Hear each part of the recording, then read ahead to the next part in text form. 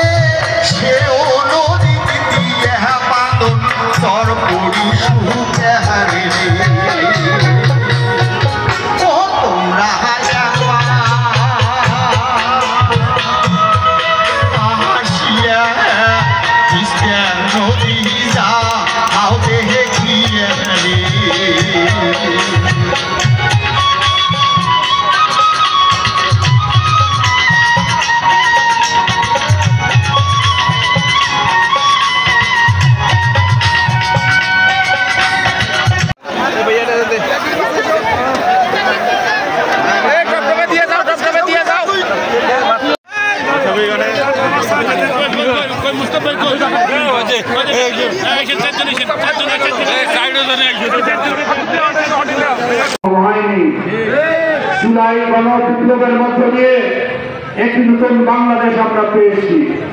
সেই বাংলাদেশের মানুষ এখন বেঁচে থাকতে চায়, হারিয়ে যাওয়ার অধিকার ফিরিয়ে পেতে চায়।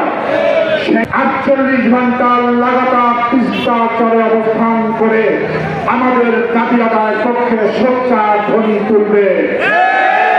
এই আন্দোলনে কোনো ব্যক্তির নয়, কোনো গোষ্ঠীর নয়, কোনো দলের নয়, কোনো একক ব্যক্তির নয়, এটি সকল মানুষের, সকল গোষ্ঠীর আন্দোলন।